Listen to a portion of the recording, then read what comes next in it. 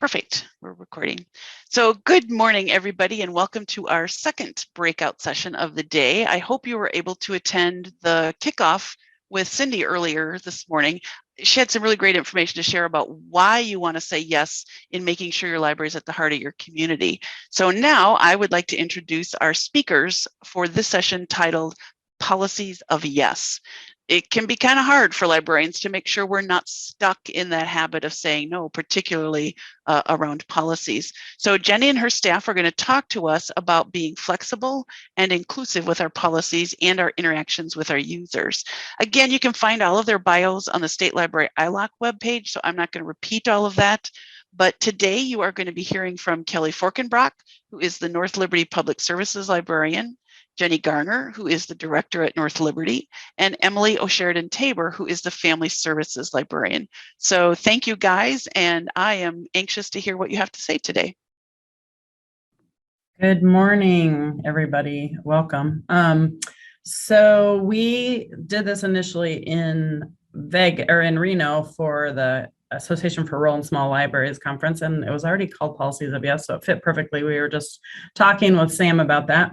And we did a skit at the beginning, and I assure you that we are dynamic actors, and the skit was very, very dramatic. And we're going to go ahead and do it, even though it's a little weird to do it in this venue in Zoom, but we're going to try it and see how it goes here. So I'm going to start, and I am going to be the librarian, and Emily is going to come up to check out some books from me, which she did in the actual live skit, have some books in a pile, but I will start. Welcome, Emily, or welcome. Hi, how are you today? Hello. Good, thank you. And yourself? Good. Did you need to check out some books with us? Yes. Do you have your library card? I don't, sorry. Well, I'll look you up this time. What's your last name? Great, thank you. Tabor? Oh, you have some fines. I'm really sorry. We don't check out with fines this high, so I'm not going to be able to check out for you today. Would you like to pay those so you can take these books home?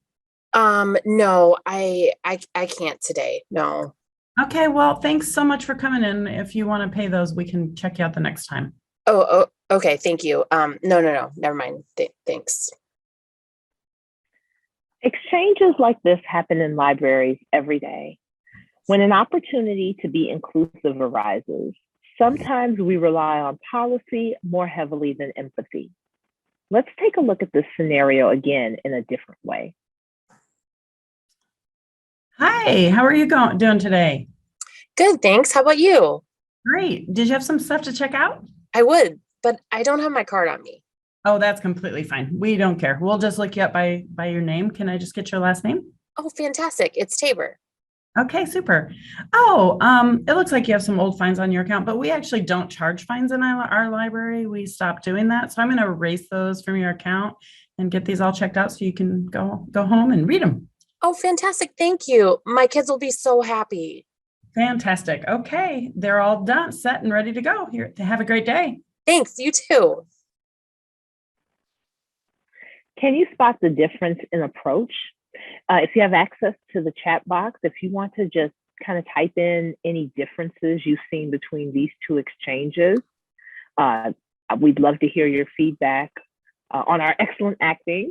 And of course, what the message is when we talk about policies of yes. I'm going to forward this on to Jennie. All right, Oscars. It says we're getting Oscars. Agree with no. So I will talk to you a little bit about lost materials a little bit later. I see that's coming up, and people before policies, which I love. Would you mind bouncing back to the first slide really quickly, Kellee? Just for 1 second.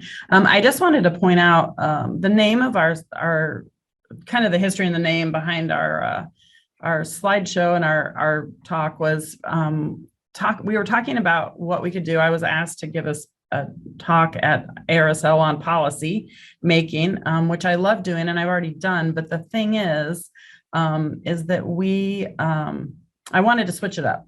So I talked with Emily and then Kellee about what we could do. And then we started talking about what we could call it. And we decided to do this idea of inclusive policy and inclusive empathy and using empathy to deliver services. And then we decided to call it the Policies of Yes based on Shonda Rhimes' Year of Yes book. And the quote there, just the very act of saying yes is not just life changing, it's life saving. So we keep that kind of idea in our heads, and that's why we decided to go with this title. So I'm going to go ahead and have her go on to the next screen. And just really quickly, we got lots and lots of great comments in the thing. So the second one was more friendly. Hello from Fort Atkinson. Hello, Fort Atkinson. And that was earlier, I think. And then we've got more cheerful and accepting, no shame. Oscars all around. Yes. Agree with no fines, but what about less materials? We will address that a little bit. People before policy, which I love, inclusive. The second one is more friendly, but get a small library doesn't have the budget to let it go. We have $100 worth of missing books. We'll talk about that too. Much more positive tone and all these other things, all the skits, all for skits, LOL. I think the positive approach is much more conducive to excellent customer service experience. Okay, so this is our journey. We're inviting you along. We are by no means done and don't expect to be. We're a work in progress like everybody. Where'd my slide go, Kellee? So yeah, I had Kellee do this today because on Tuesday when we presented for the Kansas libraries, I lost the slide. So I thought she'd be able to. So I need to cue her because she doesn't know what I'm doing up here. So this is kind of our format. We're doing some confessions. We're calling our introductions confessions because we have a few things to tell you, but we think confessions is more fun than introductions. And we have want to tell you why we came to this place. And then we'll do some reflections and windows because we believe that libraries are both those things for our patrons. We want our patrons to see themselves in our library and feel that they belong, but we also want windows that they can see what other people look like and live and how they live around the world. So we want that inclusion factor. And then we want to talk a little about where we're headed and leave some time for Q&A at the end. In our initial session, we were going to do sort of a rework of one of our policies live with our audience and attendees, but we ran out of time anyway, so we didn't do that. And we don't think it would be really easy to do that in a Zoom setting. So hopefully we'll have lots to discuss and we won't run out of time, and we'll run out of time again. So if you want to move on to the next slide. Is it the next slide? Where's our definitions? Yes, they weren't on the slide. Before we move on to, before we start on our journey, we want to make sure that everyone is starting from the same place. In order to do that, we need to define what our benchmarks for this work are. Our first is diversity, which is defined as the range of human difference, race, ethnicity, gender, all those things we can see. Our second definition is equity, defined as fairness and justice in the way people are treated and served. And lastly, inclusion, defined as creating a welcoming environment of belonging. All right, awesome. So now on to some confessions. Yep, go for it. There we go. There we are. This is us. And I will start with my confessions. First of all, I am the library director, as Becky mentioned. I've been here for a little while, about 25 years, and in many different roles. So as I mentioned, we were asked to do this presentation in Arizona, or I was, and then I dragged my wonderful colleagues along with me to help present this time. But the confession that I want to make for you today is that I have always, and probably you do too, thought of libraries as just naturally inclusive places. It's just what we do, right? And I do think we want to be that. I think we want to be inclusive to people, but sometimes we get caught up in our own agendas and our own policies and our own frustrations with working, because we know from a wisdom of one of our colleagues with the city that the hardest thing about working with the public is the public. So sometimes it's frustrating, but how do we do that? How do we go beyond the surface where we see diversity, where we know that diversity can exist to be that inclusive place?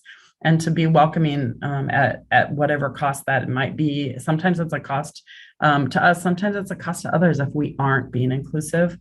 So when I was asked to do this, we started looking at it and doing some research, each of us doing some different research.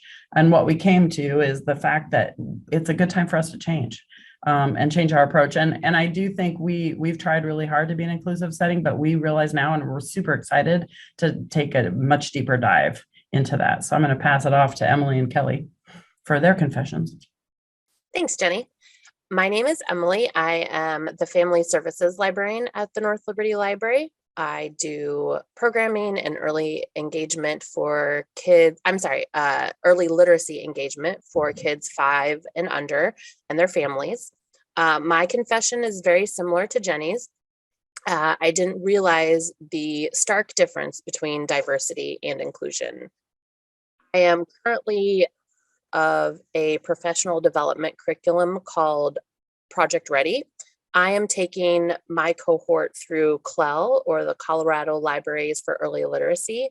It was Project Ready was initially developed and implemented in Wake County, North Carolina, but I am lucky enough to be able to take it virtually with Colorado librarians. One of my many takeaways from Project Ready is that diversity is only surface level. Inclusion and belonging go deeper than the surface. Diversity is looking at what you have, that you're there. Inclusion is looking at what you do, the value that you bring to the table. An analogy that I love having to do with food is diversity is like being given a plate of food. Inclusion is getting to choose what goes on that plate, and then going one step further to belonging, you get to help create the menu. At North Liberty, in our practice, we focus on representation in story time, displays, expanding beyond that token diversity. We work with community partners to reach underserved populations.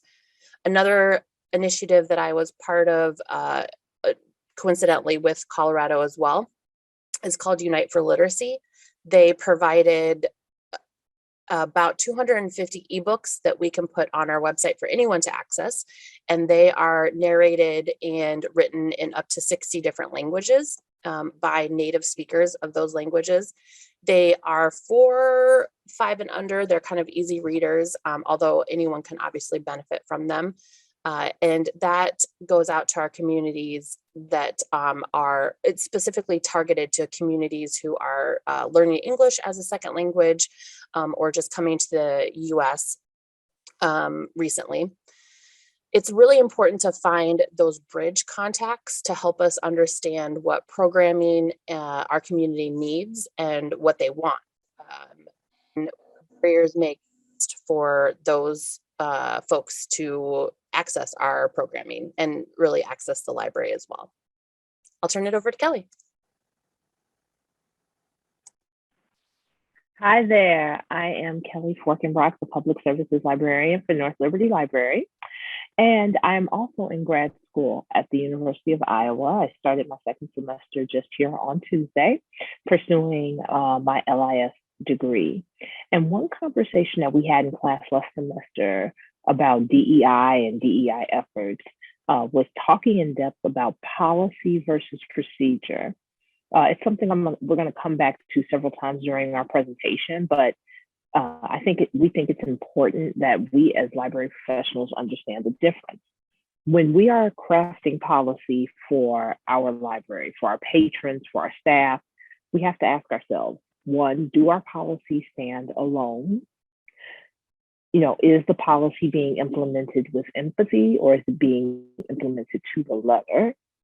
And are we training our staff on how to enact our policies with empathy, or are we just forwarding documents? You know, when we get a policy updated and the board approves it, are we just forwarding it to our staff members, or are we really engaging our staff on how to enact any of the new updates or changes in the policy?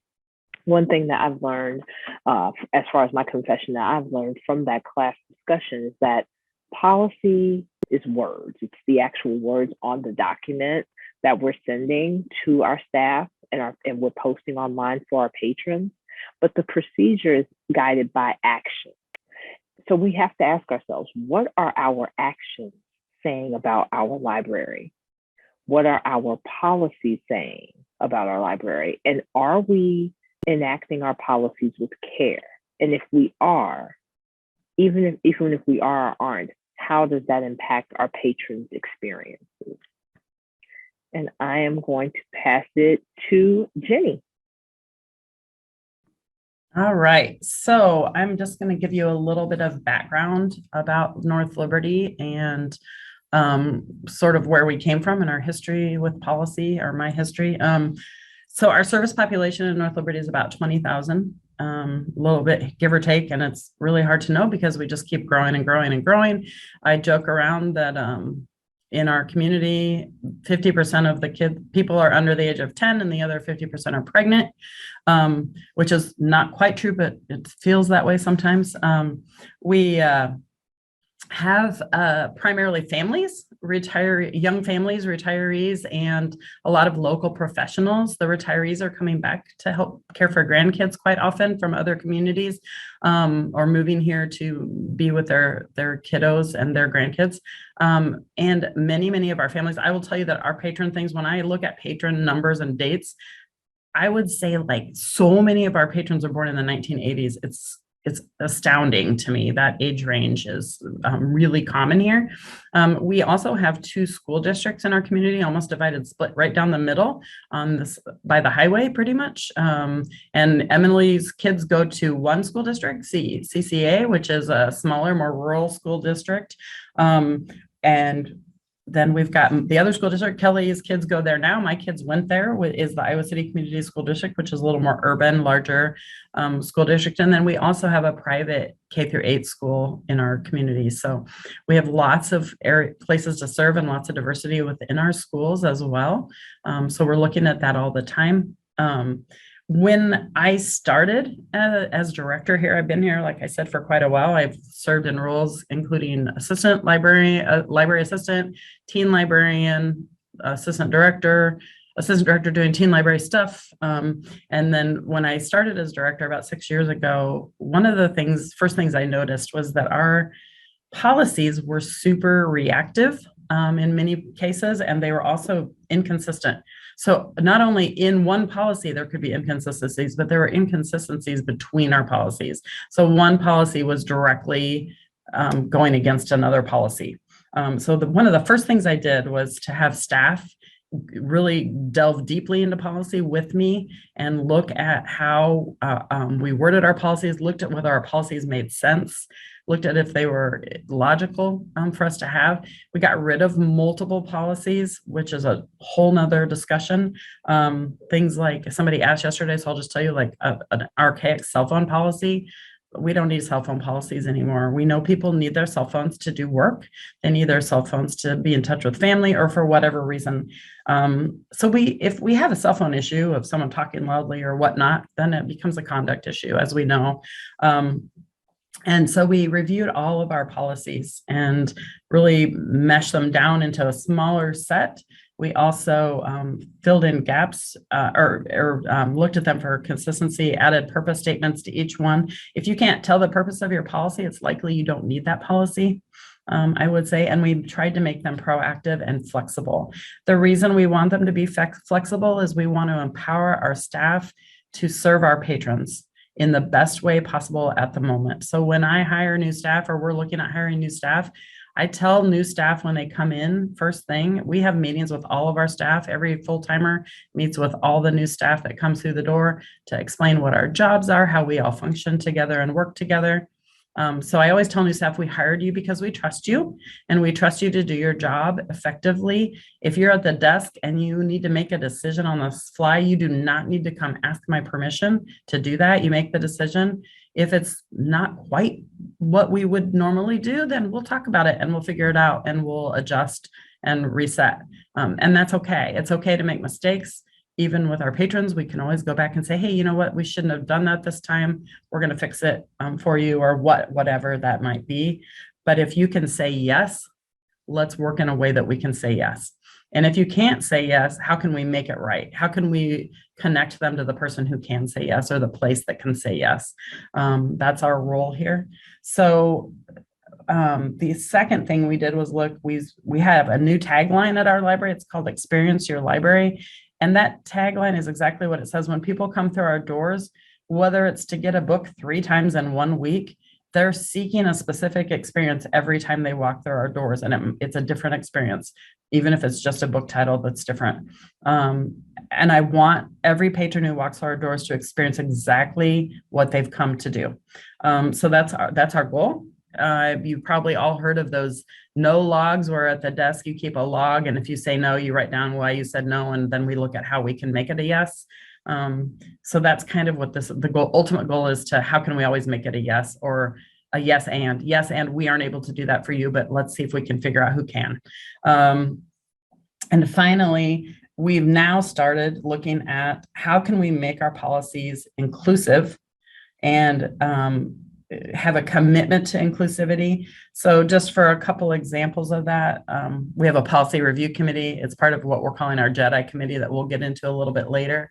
But our meeting room policy is a good example. When we started in the fall looking at doing this presentation, we decided to use a meeting room policy as an example, and we put a statement in our meeting room policy that said, if you are a group that discriminates against other groups, you can't use our library. Pretty much, that's the gist of it. Was you're not welcome here if you can't welcome everyone. And our city attorney quickly said, no, you can't do that. But we can come up with something similar to that. So he helped us craft a note at the bottom, a note that's included in our meeting room policy that says this: the North Liberty Library does not discriminate or condone discrimination against any person on the basis of race and all the other things. It's very long, so I'm not going to read them all. Granting permission for meeting rooms does not constitute an endorsement of any group or affiliated groups' viewpoints. Iowa civil rights laws forbid discrimination on the basis of race, sex, sexual orientation, gender identity, national origin, religion, and disability. So basically, we have to allow you to be in the library and use our library. We don't condone you and what you stand for if you discriminate. We really want our citizens to know that we fully are committed to social justice and inclusion. And with that, I believe it's Emily's turn. Is it your turn, Emily? Or is it? I lost my mute button. As Jenny mentioned before, we have a JEDI committee, and it kind of was born from the JEDI and belonging statement that we workshopped for this presentation. JEDI stands for Justice, Equity, Diversity, and Inclusion. And because it is such a strong word, we also wanted to tack on belonging to the end of that, because it really is impactful for people.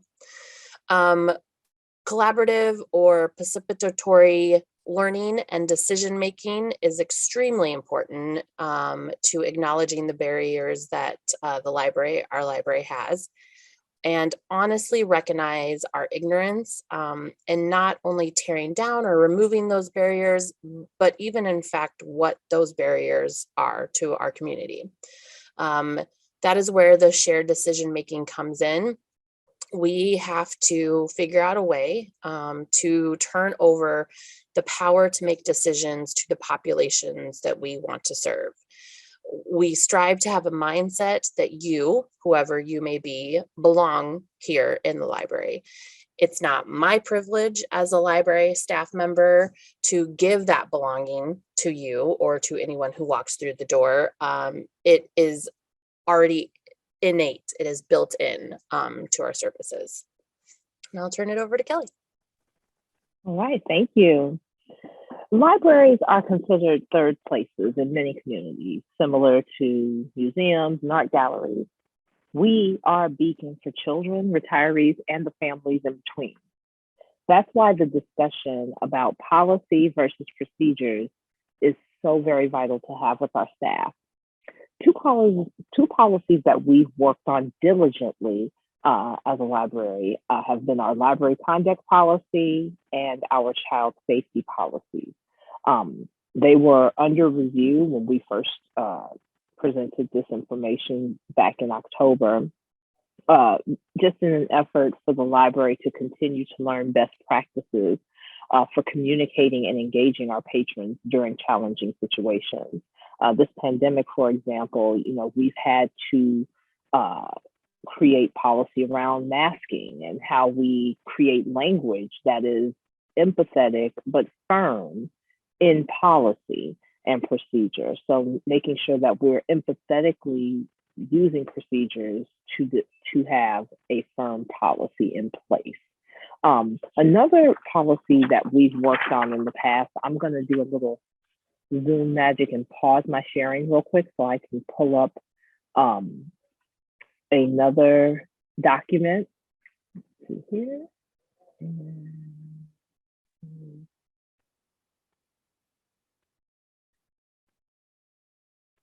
All right, I'm going to pull this up and then I'll start sharing again in just a moment.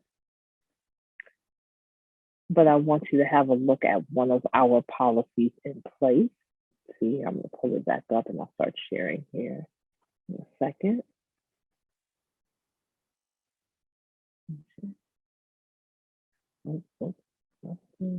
Here it is, right here. There we go. All right, so you should, wait a minute, is it pausing? Let me do a new share. Yes, here we go. All right, thank you. So you should be seeing our disruptive behaviors procedures flow chart up here. This document was adapted straight from ALA guidelines. We do not believe in reinventing the wheel when it comes to our policies. And it is an action-based policy that we believe is the most empathetic solution to quelling library disturbances. So as a quick review, what makes it a complete policy is that we have first here the definition of disruptive behaviors. So that is clear, and that definition comes straight from ALA. And then we also provide examples of problematic behaviors. This is an exhaustive list. Here are just a few examples just to guide our staff into knowing when they are in contact with disruptive behavior. And then there's 3 warnings for staff intervention that are highlighted. I think my favorite part of the policy, and I'll blow it up a little bit here so we can see it more closely, is the final follow-up step. This bottom step happens during the next day. So if we have to do 3 warnings and ask a patron to leave, when they return, the next time we return, we enact this follow-up step that gives us an opportunity to welcome the patron back and instill inclusion in its approach. So we are very proud of this policy and this procedure because it does exactly what we're talking about when we talk about policy versus procedure. The policy is embedded in the procedure. There are firm rules, there are firm action steps, but the language and the empathetic nature of the follow-up steps is what makes the procedure empathetic and more able for us to share with our patrons. And I will pass it to Jennie. All right. If you want to stop sharing that, I think that our next thing is to talk. I want to talk a little bit about some broader examples of policy that we have, some procedures and policies that we do that reflect inclusion already. We do have a JEDI policy commitment statement that I will share with you, that I can share with you. And I think this is from Emily's. I think the other day we did not have this slide in there. So we messed up, or I messed up, whatever. Sorry, that was a side note. But taking a deeper dive into meeting our individuals who come in where they are. I always talk to our staff about the fact that people come in with baggage that we have no idea that they're carrying. And we need to be accepting of that, and we need to be responsive to that and respectful. Somebody might be just having a really rough day, and we might be their only connection that they make all day long. And we want that to be a good connection. That might be their only time they experience human kindness all day. or for whatever reason, they need to come in and use our stuff, but they're in a really bad mood. And it's really hard to respond with empathy to those things. I say, we can't teach empathy to someone, but we can teach people to provide service with empathy. There's a difference. Having empathy is tough if you don't already have it innately, I think, but we can teach people to deliver service empathetically. So we have, I think I can share it because I think I'm on there too. We do have a policy, a JEDI inclusion statement that we use. Kellee, can I do that? And then I'll let you share Yes, yours. I will. Yes, and then- I'll send this back. I didn't realize I had the older version of the. I don't know if it is or not. We'll All right, combine. so I'll stop share and then you should be able to share from there. So this is our JEDI. Can you see it? Yes. You can't see it? You can see it. This is our JEDI inclusion statement. I'm sorry for our song and dance when we're doing this remotely. So at the North Liberty Library, we commit to treating every person with dignity and respect. We strive to create a safe environment where inclusion and belonging are a natural part of our culture. These values are reflected in our policies and in our service. And as I said at the beginning, and I'll say again, this document and this organization are a work in progress. We welcome your input as we continue to move forward. So this is actually a draft that I drafted before we presented in Reno. It is not done, far from it. And in fact, it's not even approved by anyone besides me. So we'll be working it and reworking it again and again. But I did want to share it with you quickly. I'm going to stop sharing so Kellee can pull the slideshow back up.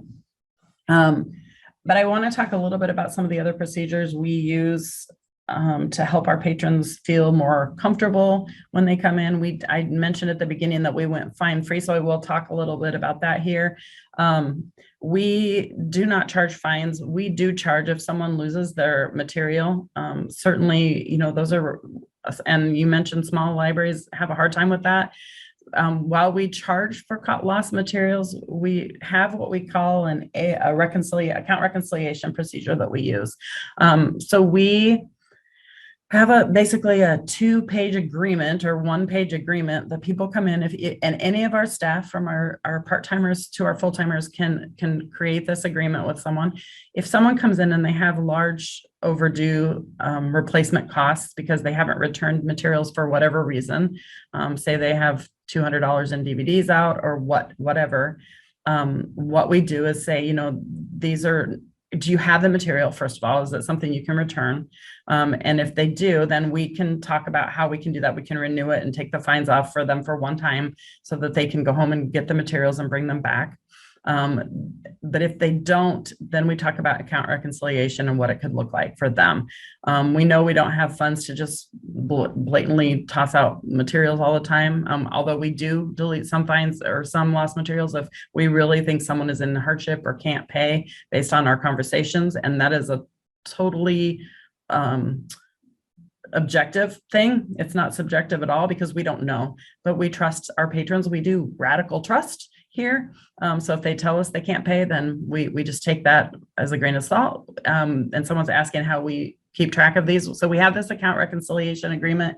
We also have a spreadsheet for it that's shared, so people know, and it's a note on the account, but they sign the agreement basically saying, I know that I owe $200.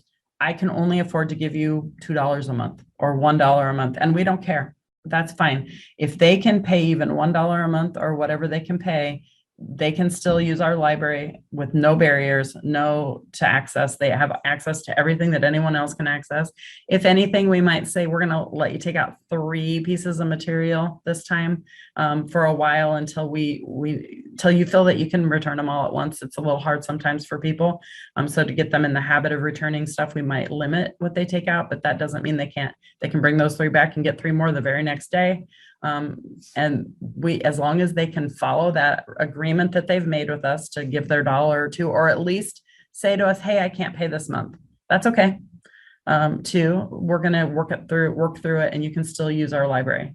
That's our goal. We aren't trying to keep anyone from using the library for any reason. And I don't believe most people come into the library with the idea that they're going to not return items. They don't come in the library thinking, gosh, I mean, there are bibliophiles who take books and never bring them back, whatever, they're storage people. But for the most part, the majority of people come in with good intentions. And that's what we always try to remember. So the last thing I'm going to show you here is just talking about our annual report a little bit last year. And this is kind of preemptive because this happened before I wrote this annual report. Well, I didn't write it. I got staff that do awesome work, but I wrote the excerpt of the statement below at the bottom of this slide that says, we thrive by being inclusive and equitable. The North Liberty Library values and is committed to serving all members of our community in quiet and in uncertain times. Libraries have long been places to empower people through knowledge and to do so equitably. So as our FY21 story unfolds and we continue to recreate and reinvent how we serve you, our mission holds true. Your library, a place to be, connect, enrich, create, and thrive. To me, that embodies what we're trying to do. We want people to walk through our doors and know they belong, as Emily mentioned earlier. So we have created a JEDI committee. As Emily told you about a little bit about JEDI, what we want to do is embed inclusion into every area of operations, from our policies to how our staff deliver services. So both Emily and Kellee are part of that committee, and I think Kelly's going to tell you just a little bit more about it here and talk a little bit more about what we're working on.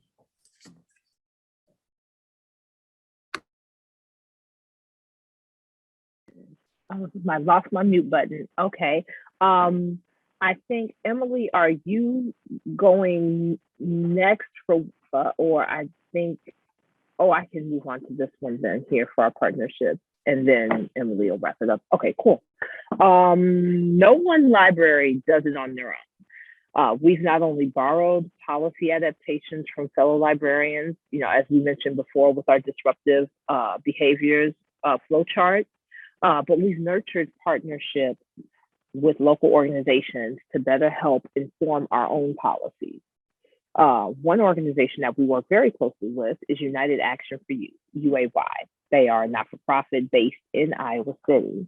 Their mission is to work with youth, parents, and the local community to provide essential services and training.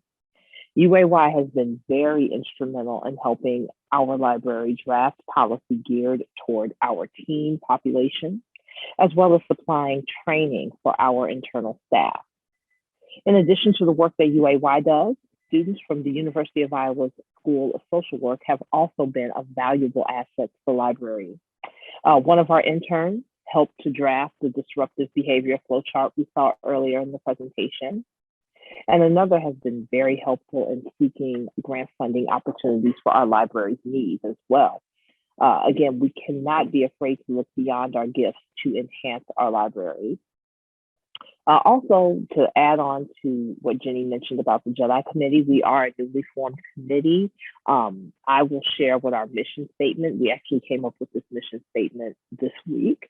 We are moving fast in this new year to create some groundwork for the JEDI committee. And our mission statement is as follows.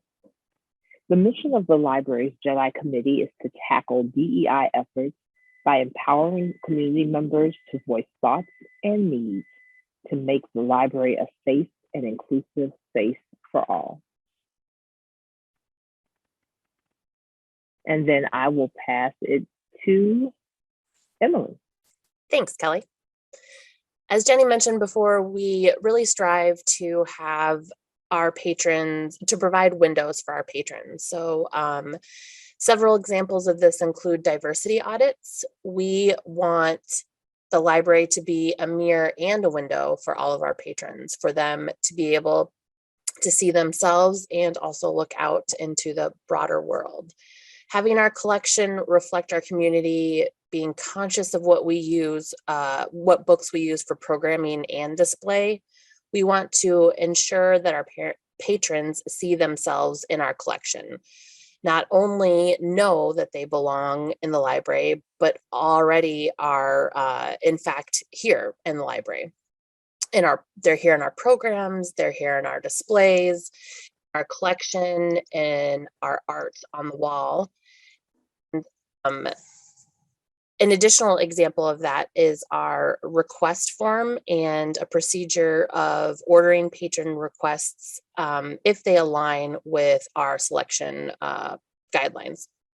During the pandemic, we had a family of Asian American Pacific Islanders, or AAPI family, move in, and they came and requested some books by a specific Pacific Islander author. And while searching for the author, we did not have anything by them. And in fact, when we looked deeper, we didn't really have any books by Pacific Islander authors, and not very many about with subject material about Pacific Islanders at all. So we were really able to draw on this family for suggestions about how to grow that collection.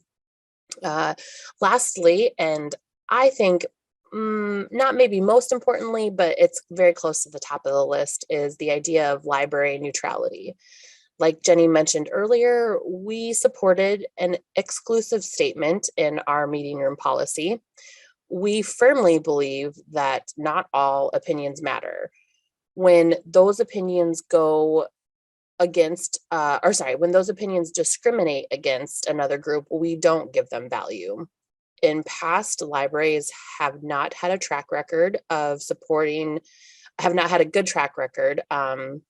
They have supported discrimination, whether under Jim Crow or staying silent on current events of the last 2 years. We strive to do better.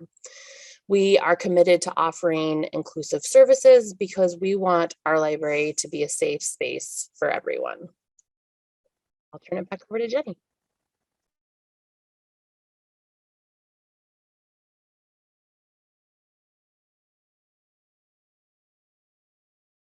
I lost my mute button that time too. So that brings us pretty close to the end of our presentation.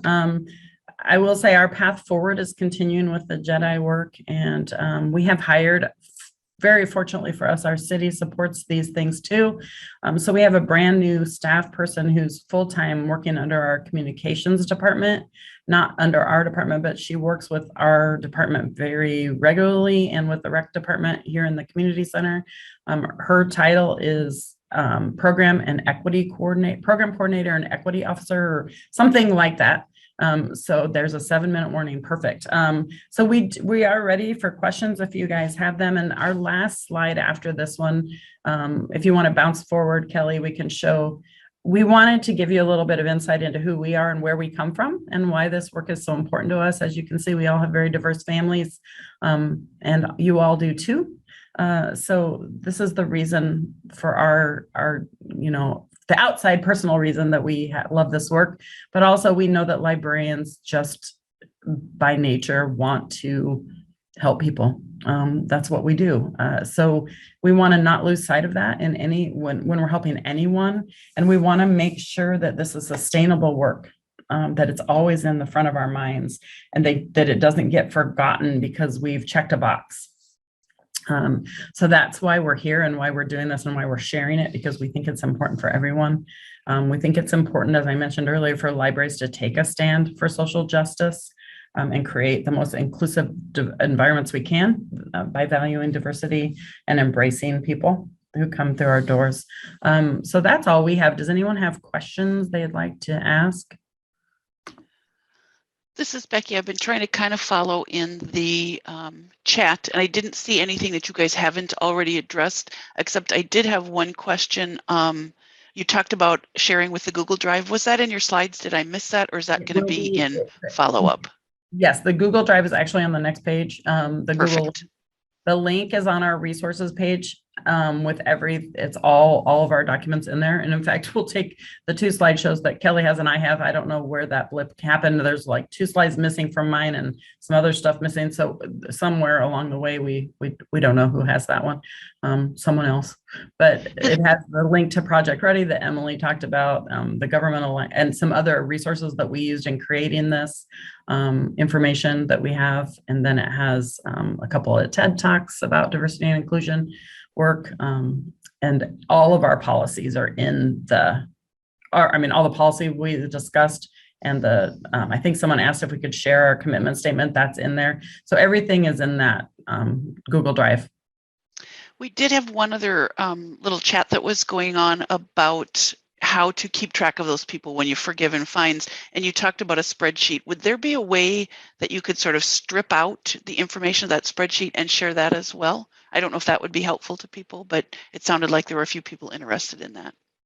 Yeah, I think, do we have a spreadsheet on the drive, somewhere on our drive, shared drive? I think we could probably do that. And the other thing is Google Drive is a great friend for us here, but we also, I mentioned it in the chat, but we have a blog that's an internal blog that one of our staff created, suggested and came up with a great idea and asked if she could run with it, where anytime, like if I send out an email that's for all staff, which they're so hard to track because we're doing so much and we're not all on the same schedules, Amy will take whatever information is sent out that she thinks is pertinent and throw it into that blog. So, and it's searchable. So if people find it, need it, they can go to the blog, which is always up on our Circ desk, and search for any information there. But yeah, I think we could probably throw something in the chat or in the drive for what we do here, if I can find it. And if I don't, I'll make something. Thanks. If we can't find it, it was a really simple Google sheet. So a shareable Excel document just had the patron's name. When the agreement was signed, we don't have too much information on there because we keep the agreements the physical agreements that were signed, we keep those in a folder. But a very simple, easily accessible thing for desk staff to kind of just check on and look. Good, that's helpful. Thank you. We have about 3 minutes left. If anybody else has questions, if you want to throw them into chat.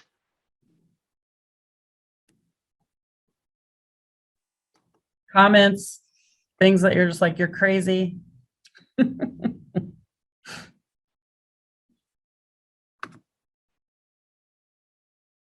yes, the flowchart's also in Drive, all the things. And if it's not, Kellee can go back to the, I don't know if I can't, to our, this page, share, connect, continue the conversation. As most of you probably know, if you know me at all, I like to talk and I'm super passionate about this work. And Kellee and Emily are also, so any of us are willing to continue this. Reach out if you want to talk more, if you have questions, if you want to tell us what you're doing. We'd love new ideas, new eyes. So please feel free. Thanks. Go ahead. Oh, just thanks. I was just saying thanks. So I would like to say thank you on behalf of our audience today. I think this was really great, and you'll see all the comments coming up. Lots of great information. Really helps us kind of get our brains headed in the right direction, I think. And then particularly the very concrete ideas that you had for us and your willingness to share that. So we thank you guys for being here.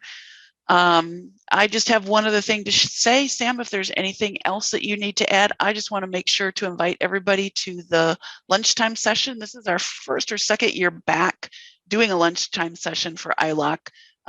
Prepare to just laugh your heads off with this one. I've heard William speak a couple of times and it's going to be a really fun session. So that's it for me. Sam, do you have anything else? Just putting the link to the CE survey in the chat if folks are not able to join us for the lunchtime session and beyond. You can head to that survey. If you are sticking around for the lunchtime session, that will be in this Zoom space. So you're welcome to just stay put right here and we will get started around 12:30, I think is what our schedule says. Yep, 12:30. So I will probably turn my camera off for a minute and use the ladies' room, find some lunch, and I will be back here at 12:30. And so again, many thanks to our colleagues in North Liberty and to Becky for hosting this session. Fill out the survey. If you're all done, we'll get the hours added to your CE account. And otherwise, we look forward to seeing you back here at 12:30.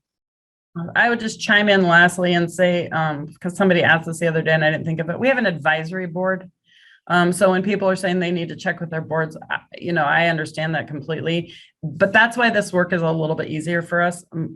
My boss is my city administrator, and he's extremely supportive of these efforts. And he trusts us to just do our jobs as department heads. So it makes it pretty easy for me to make these decisions without going to my board. But I hope all your boards will be on board. And that's all I got. Thank you. Thanks, everyone.